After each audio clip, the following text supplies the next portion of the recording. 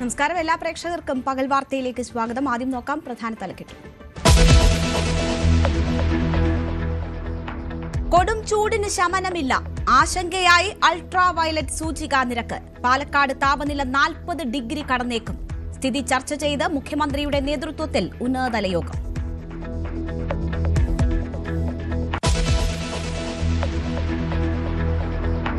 സംസ്ഥാനത്ത് വൈദ്യുതി പ്രതിസന്ധി അതിരൂക്ഷം. പ്രതിദിന ഉപയോഗം 6195 മെഗാവാട്ട് പിന്നിട്ടു. പുറത്തുനിന്നുള്ള വിഹിതവും നാളെ മുതൽ കുറയും. രാത്രിയിലെ വൈദ്യുതി നിയന്ത്രണം നീട്ടാൻ KSEB. സ്വാഭാവിക നടപടിയെന്ന് വൈദ്യുതി മന്ത്രി.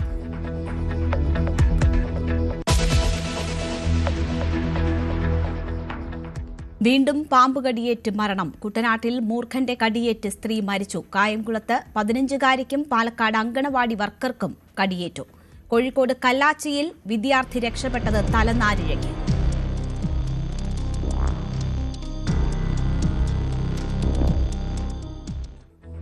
കോഴിക്കോട് ഉള്ളിയേരിയിൽ തൊഴിലുറപ്പ് തൊഴിലാളി എത്തിയപ്പോൾ സ്ഥലത്ത് പെരുമ്പാമ്പ്.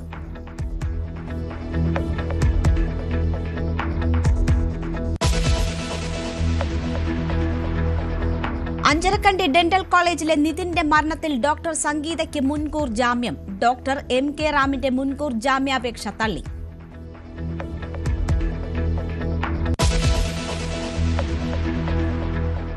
മുഖ്യമന്ത്രി സ്ഥാനത്തെ ചൊല്ലി കോൺഗ്രസിൽ പോരു തുടരുന്നു. VD സതീശനെ അനുകൂലിച്ച് ആലുവയിൽ കൂറ്റൻ ഫ്ലെക്സ്. വാട്സപ്പിൽ സതീശനായി അണികളുടെ മുറവിളി. രമേശ് ചെന്നിത്തലയെ പുകഴ്ത്തി റീലുമായി പ്രവർത്തകർ. നേതാവിനെ അറിയാമോ, ആരണഗാഥ അറിയാമോ, മണിമല ആറ്റിനുമറിയാം. KPCC digital media cell chairman സ്ഥാനത്ത് നിന്ന് രാജ്യസന്നദ്ധത അറിയിച്ച് ഹൈബി ഈഡൻ.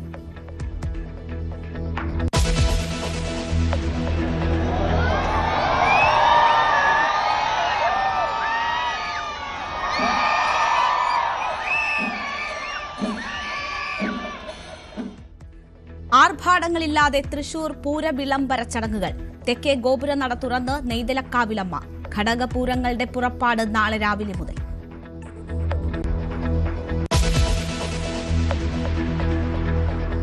വട്ടിയൂർക്കാവ് പോലീസ് സ്റ്റേഷൻ മാർച്ചിൽ മുൻ DGP R ശ്രീലേഖയെ പ്രതി ചേർത്ത് പോലീസ്. അന്യായമായി സംഘം ചേർന്നതടക്കം വകുപ്പുകൾ. ആദ്യം പ്രതി ചേർത്തിരുന്നത് കണ്ടാൽ അറിയാവുന്ന 50 പേരെ മാത്രം.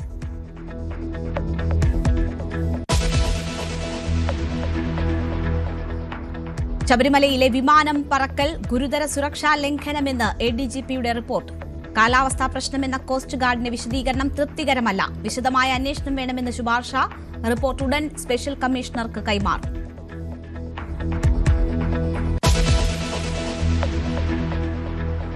നാരായണ ഗുരുകുലം അധ്യക്ഷൻ മുനി നാരായണ പ്രസാദിന് വിട. അന്ത്യം 87-ാം വയസ്സിൽ വർക്കലയിൽ. അന്തരിച്ചത് ഇന്ത്യൻ തത്വചിന്തയെയും വേദാന്തത്തെയും ലോകത്തിന് മുന്നിൽ വിശദീകരിച്ച ഋഷിവര്യൻ.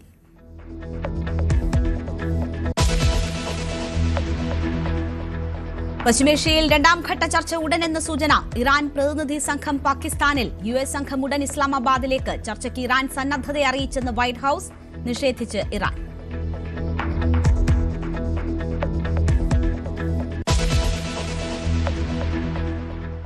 വാർത്തയിലേക്ക് വിശദമായി. അഞ്ചരക്കണ്ടി ഡെന്റൽ കോളേജ് വിദ്യാർത്ഥി നിതിൻ രാജിന്റെ മരണത്തിൽ ആരോപണ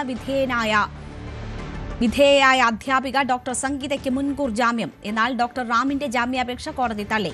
കണ്ണൂർ അഡീഷണൽ ജില്ലാ സെഷൻസ് കോടതിയാണ് വിധി പറഞ്ഞത്. KV ബൈജു വാർത്തയുടെ വിശദാംശങ്ങളുമായി ചേരുന്നു.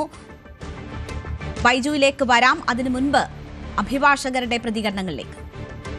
ജാതിക്കെതിരായി ചിന്തിക്കുന്ന മുഴുവൻ ആളുകളുടെ ഒരു വികാരമായിരുന്നു. അതിന് കാരണക്കാരായ ആളുകളെ നിയമത്തിന് മുമ്പിൽ കൊണ്ടുവരാനും കോടതിയിൽ പ്രോസിക്യൂഷന് വേണ്ടി കേസ് നടത്തുക എന്നുള്ളത്. ഏതായാലും നമ്മളെ കേസിൽ റാം എന്ന 1-ാം പ്രതിയെ കോടതി മുൻകൂർ ജാമ്യം നൽകേണ്ടതില്ല എന്ന പ്രോസിക്യൂഷൻ്റെ വാദം അംഗീകരിച്ചിരിക്കുകയാണ്. ഏതായാലും അദ്ദേഹത്തിന് ജാമ്യം നൽകരുത് എന്നുള്ള വാദം അംഗീകരിച്ചുകൊണ്ട് കോടതി ഉത്തരവായിരിക്കുകയാണ്. അതാണ് അതിനെ സംബന്ധിച്ച് ഇപ്പോൾ പറയാനുള്ളത്. 2-ാം പ്രതിക്ക് ജാമ്യം അനുവദിച്ചിട്ടുമുണ്ട്. അതേതായാലും വിധി പരിശോധിച്ചതിന് ശേഷം മാത്രമേ അതിനെ സംബന്ധിച്ച് പറയാനുള്ളൂ. എന്താണ്? അല്ല, അത് വിധി പരിശോധിക്കട്ടെ, വിധി കിട്ടട്ടെ. ഏതായാലും നിങ്ങളുടെയൊക്കെ ആകാംക്ഷ ഒന്നാം പ്രതിയെ അറസ്റ്റ് ചെയ്യുന്നില്ല, അല്ലെങ്കിൽ ഒന്നാം പ്രതിക്ക് ജാമ്യം അനുവദിക്കുമോ എന്നുള്ള ആകാംക്ഷ ഉണ്ടായിരുന്നു. ഏതായാലും എല്ലാവരുടെയും, പൊതുജനങ്ങളുടെ മുഴുവൻ ആളുകളുടെയും അഭിപ്രായം അങ്ങനെയായിരുന്നു. നമ്മളെ പോലീസിനെതിരായും അതുപോലെ തന്നെ ഭരണത്തിനെതിരായിട്ടൊക്കെ ചില വിമർശനങ്ങൾ പോലും വന്നിരുന്നു. ഒന്നാം പ്രതിയെ അറസ്റ്റ് ചെയ്യാൻ സാധ്യതയില്ല, അല്ലെങ്കിൽ ജാമ്യം കിട്ടാൻ സാധ്യതയുണ്ട് എന്ന രീതിയിൽ. ഏതായാലും കോടതിയിൽ അദ്ദേഹത്തിന് തിരിച്ചടി നേരിട്ടിരിക്കുന്നത് നിങ്ങൾക്കറിയാം. ജാതിയുടെ പേരിൽ പോലും കോടതിയിൽ തെറ്റായ പ്രസ്താവന നൽകി രക്ഷപ്പെടാൻ വേണ്ടിയുള്ള ശ്രമം അദ്ദേഹം ആരംഭിച്ചിരുന്നു. അത് പ്രോസിക്യൂഷനും പോലീസും പരാജയപ്പെടുത്തിയിരിക്കുകയാണ്. മറ്റു കാര്യങ്ങളൊക്കെ അന്വേഷണ ടീമും അതാത് സമയങ്ങളിൽ അത് തീർച്ചയായും പിന്നോക്കാരനാണ്, OBC ആണ്, SC അല്ല. അദ്ദേഹം പറഞ്ഞത് ഞാൻ ഷെഡ്യൂൾഡ് ട്രൈബാണെന്നാണ്. ആ വാദമാണ് പ്രോസിക്യൂഷൻ രേഖകൾ ഹാജരായിക്കൊണ്ട് അദ്ദേഹം ST ഗ്രൂപ്പിൽ വരുന്നതല്ല, അതുകൊണ്ട് തന്നെ നിയമത്തിൻ്റെ പരിരക്ഷ അദ്ദേഹത്തിന് കിട്ടേണ്ടതില്ല എന്നുള്ള വാദം ഉയർത്തിയത്. അത് കോടതി അംഗീകരിച്ചുകൊണ്ടാണ് ജാമ്യം കൊടുക്കാതിരിക്കുന്നത് എന്നാണ് ഞാൻ മനസ്സിലാക്കുന്നത്.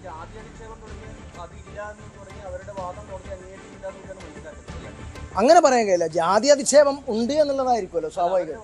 അവരുടെ വാദം, അതെ, യെസ്, അവരുടെ വാദം ഞങ്ങൾ ജാതി അധിക്ഷേപം നടത്തിയിട്ടില്ല എന്ന് അവരുടെ വാദം കോടതി അംഗീകരിക്കാൻ സാധ്യതയില്ല. അതുകൊണ്ടാണ് അദ്ദേഹത്തിനെതിരായി വിധി പറഞ്ഞിട്ടുള്ളത്.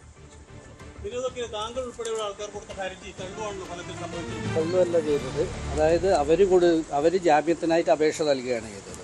ആ അപേക്ഷയിൽ നമ്മൾ പിന്നെ എതിർവാദം ഉന്നയിക്കുകയാണ് ചെയ്തത്. അതിലിപ്പം നമ്മുടെ എതിർവാദം അംഗീകരിച്ചുകൊണ്ട് ഒന്നാം പ്രതിയായ റാമിന് ജാമ്യം അനുവദിക്കേണ്ടായെന്നും രണ്ടാം പ്രതിയായ സംഗീത നമ്പ്യാർക്ക് ജാമ്യം അനുവദിച്ചുകൊണ്ടാണ് ഉത്തരവായിട്ടുള്ളത്. അപ്പോൾ അതിൻ്റെ വിധിപ്പകർപ്പ് കിട്ടിയതിന് ശേഷം പ്രോസിക്യൂഷനും ആലോചിച്ച് ഇനി അത് അപ്പീലെടുക്കേണ്ടതാണെങ്കിൽ അപ്പീലെടുക്കും. അതായത്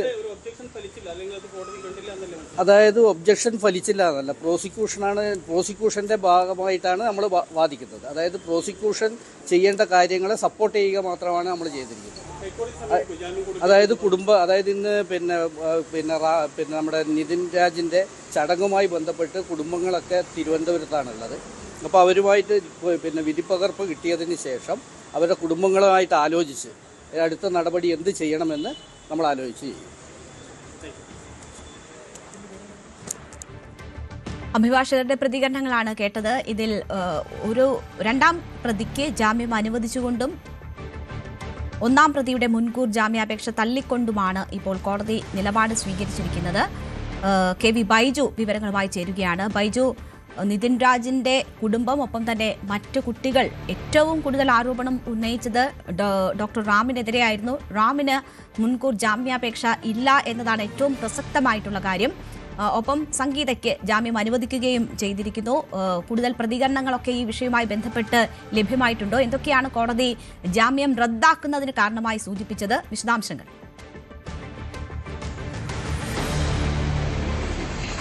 തീർച്ചയായും രേണുക, സിമ്പതിക്ക് വേണ്ടി കെട്ടിടത്തിന് മുകളിൽ നിന്നും ചാടി ഇത്തരത്തിൽ നിതിൻ രാജ് മരിച്ചെന്ന ഒരു വാദം, അതായിരുന്നു പ്രധാനമായും ഇയാളുടെ ഈ റാം എന്ന് പറയുന്ന അധ്യാപകന്റെ ഭാഗത്തുനിന്നുണ്ടായത്. ഇതിൽ കൃത്യമായ മൊഴികളുണ്ടായിരുന്നു. അതോടൊപ്പം ഈ ലതാ ശശിധരൻ എന്ന് പറയുന്ന റഫറൻസ് നമ്പർ കൊടുത്ത ഇവർക്ക് പരാതി നൽകാൻ പിന്തുണ നൽകിയത് റാമായിരുന്നു. പക്ഷേ ഇദ്ദേഹം വ്യക്തമാക്കിയത് ഏതെങ്കിലും തരത്തിൽ നിതിൻ രാജിന്റെ മരണവുമായി തനിക്ക് ബന്ധമില്ല, ആ സമയത്ത് താൻ അവിടെ ഉണ്ടായിരുന്നില്ല എന്നാണ്. പക്ഷേ CCTV ദൃശ്യങ്ങളിൽ ഈ പ്രിൻസിപ്പലിന്റെ മുറിയിൽ നിന്നും കൂട്ടവിചാരണ നടക്കുന്ന സമയത്ത് റാം അതിന് പുറത്തുണ്ടായിരുന്നു.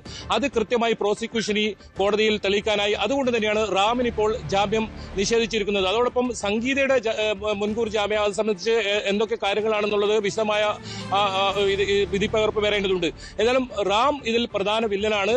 മാത്രമല്ല കുട്ടികൾക്ക് വലിയ തോതിൽ, എല്ലാ വിദ്യാർത്ഥികൾക്കും വലിയ തോതിൽ പരാതി ഉണ്ടായിരുന്നത് റാമിനെതിരെയാണ്.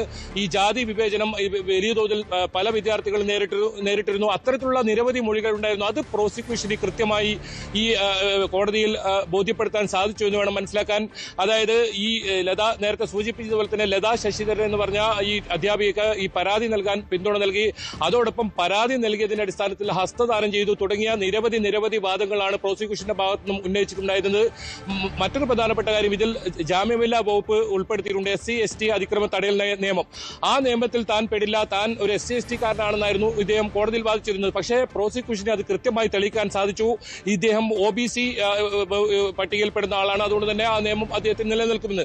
ഏതായാലും നിലവിൽ ആത്മഹത്യാ പ്രേരണ കുറ്റത്തിനൊപ്പം SC/ST അതിക്രമ തടയൽ നിയമം കൂടി ഇതിൽ ജാമ്യമില്ലാ വകുപ്പ് കൂടി ചുമത്തിയിട്ടുണ്ട്. ഇനി റാമിനെ വിശദമായി ചോദ്യം ചെയ്യേണ്ടതുണ്ട്. റാമിനെ വിശദമായി ചോദ്യം ചെയ്താൽ മാത്രമേ ഇതിൽ കൂടുതൽ കാര്യങ്ങൾ പുറത്തു വരൂ. എന്തായാലും റാം എന്ന് പറയുന്ന അധ്യാപകന്റെ ഭാഗത്തുനിന്നുണ്ടായ മാനസിക സമ്മർദ്ദം അത് തന്നെയാണ് നിതിൻ രാജ് ഇത്തരത്തിലൊരു മരണത്തിലേക്ക് അല്ലെങ്കിൽ ആത്മഹത്യയിലേക്ക് നയിക്കാൻ കാരണമെന്ന് കുടുംബം നേരത്തെ ആരോപിച്ചിരുന്നു. മാത്രമല്ല വളരെ പ്രധാനപ്പെട്ട ഡിജിറ്റൽ തെളിവുകളുണ്ട്. റാമും അതുപോലെ തന്നെ സംഗീതയും തന്നെ ഉപദ്രവിക്കുന്നുണ്ടെന്ന് പറഞ്ഞ് സഹോദരിക്കുൾപ്പെടെ വാട്സാപ്പിൽ ഇവരുടെ ഫോട്ടോ സഹിതം ഈ നിതിൻ രാജ് അയച്ചിരുന്നു. അതും ഗുരുതരമായ ആരോപണങ്ങൾ നിതിനെതിരെ ഉയർന്നു വന്നു. കുടുംബത്തിന് വലിയ സംശയമുണ്ട് എന്ന കാര്യത്തിൽ സംശയമില്ല. ബൈജു, ഇതുവരെ കുടുംബം ഉന്നയിച്ചിരുന്ന മറ്റൊരു ആരോപണം ഇതിൽ പോലീസിന്റെ ഭാഗത്തു നിന്ന് നടപടികൾ ഒന്നും ഉണ്ടാകുന്നില്ല, ഇവർ ജാമ്യം ലഭിച്ച് പുറത്തു പോകാൻ ഉള്ള അവസരം ഒരുക്കുകയാണ്, മാത്രവുമല്ല ലോൺ ആപ്പിലേക്ക് അന്വേഷണം ചുരുക്കുകയാണ് തുടങ്ങിയ ആരോപണങ്ങൾ കുടുംബം ഉന്നയിച്ചിരുന്നു. ഇന്നിപ്പോൾ മുൻകൂർ ജാമ്യാപേക്ഷ റാമിന്റെ തള്ളിയിരിക്കുകയാണ്. പോലീസിന്റെ ഭാഗത്തു നിന്ന് കൂടുതൽ ആക്ഷൻ പ്രതീക്ഷിക്കാമോ ഈ ഘട്ടത്തിൽ?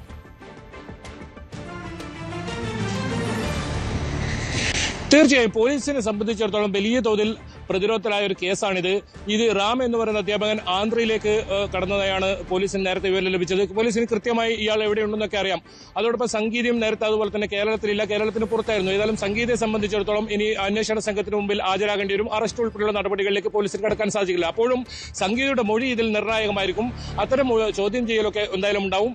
റാമിന്റെ കാര്യത്തിലേക്ക് വന്നാൽ റാമിനെ വളരെ പെട്ടെന്ന് തന്നെ അറസ്റ്റ് ചെയ്തില്ലെങ്കിൽ അത് വലിയ പ്രതിഷേധത്തിലേക്ക് ഇനി വരും. കാരണം ഓരോ ദിവസവും ഈ കോളേജിലേക്ക് വിവിധ സംഘടനകളുടെ നേതൃത്വത്തിൽ വലിയ പ്രതിഷേധം ഉണ്ടാകുന്നു. അതുപോലെ തന്നെ ഈ പ്രതിഷേധം വലിയ അക്രമാസക്തമാക്കുന്ന സാഹചര്യമൊക്കെ ഉണ്ടായിരുന്നു. 28-ാം തീയതി സംസ്ഥാന ഹർത്താൽ പ്രഖ്യാപിച്ച സാഹചര്യമുണ്ട്. അതുകൊണ്ട് തന്നെ റാമിനെ വളരെ പെട്ടെന്ന് തന്നെ പോലീസിന് അറസ്റ്റ് ചെയ്യേണ്ടി വരും. ഇനി ഒരു പക്ഷേ ഹൈക്കോടതിയിലേക്ക് മുൻകൂർ ജാമ്യാപേക്ഷ നീളുമോ എന്നറിയില്ല, അത്തരം ഘട്ടങ്ങളിൽ പോലീസ് അറസ്റ്റ് ചെയ്യുമോ എന്നറിയില്ല. പക്ഷേ റാമിനെ എത്രയും പെട്ടെന്ന് അറസ്റ്റ് ചെയ്യണമെന്ന ആവശ്യം കുടുംബം നേരത്തെ ഉന്നയിച്ചിരുന്നു, ആക്ഷൻ കമ്മിറ്റി നേരത്തെ ഉന്നയിച്ചിരുന്നു. അതുകൊണ്ട് തന്നെ റാമിനെ വളരെ പെട്ടെന്ന് തന്നെ അറസ്റ്റ് ചെയ്ത് ഇതിൽ കൂടുതൽ കാര്യങ്ങൾ ഏതൊക്കെ രീതിയിൽ നിതിനോട് മാനസിക സമ്മർദ്ദം ഉണ്ടാക്കുന്ന രീതിയിൽ റാം ഇടപെട്ടു, അത്തരം കാര്യങ്ങൾക്ക് റാമിന്റെ മൊഴി ഇതിൽ വളരെ പ്രധാനമാണ്. അത്തരം മൊഴിയിലേക്ക് ഇനി പോലീസ് കടക്കുമോ എന്നാണ് അറിയുന്നത്. ഏപ്രിൽ 10-നാണ് നിതിൻ രാജ് കെട്ടിടത്തിന് മുകളിൽ വീണ് ഇത്തരത്തിൽ ജീവനൊടുക്കുന്നത്. അതിനുശേഷം ആകെ അറസ്റ്റിലായിരിക്കുന്നത് ലോൺ ആപ്പുമായി ബന്ധപ്പെട്ട 3 പേർ മാത്രമാണ്. അവരെയും ഇതുവരെ കസ്റ്റഡിയിൽ ആവശ്യപ്പെട്ടിട്ടുണ്ടെങ്കിലും അവരും ഇതുവരെ കൂടുതൽ ചോദ്യം ചെയ്യാൻ പോലീസ് സാധിച്ചിട്ടില്ല. ഏറ്റവും പ്രധാനപ്പെട്ട ആരോപണം ഉണ്ടായത് റാമിനെതിരെ തന്നെയാണ്. ആ റാമിനാണ് ഇപ്പോൾ മുൻകൂർ ജാമ്യ ഹർജി തള്ളിയിരിക്കുന്നത്. ഇനി ഇയാളെ അറസ്റ്റ് ചെയ്ത് ഇത് കൂടുതൽ ചോദ്യം ചെയ്യൽ ഉണ്ടാകും. എന്താണ് നിതിൻ രാജിനെ ഈ ജയിലിലെടുക്കാൻ പ്രധാനമായും ഇടയാക്കിയ സാഹചര്യം, അത് തന്നെയാണ് കണ്ടെത്തേണ്ടത്. അത് തന്നെയാണ് കുടുംബം ഇപ്പോൾ ആവശ്യപ്പെടുന്നതും. ഇനി അറസ്റ്റ് ഉൾപ്പെടെയുള്ള നടപടികൾ ഉണ്ടാകുമോ എന്നതാണ് ഇനി കാത്തിരിക്കേണ്ടത്. KV ബൈജു ആണ് വിവരങ്ങൾ നൽകിയത്. കൂടുതൽ വാർത്തകൾക്ക് News 18 Keralam YouTube channel subscribe ചെയ്യുക.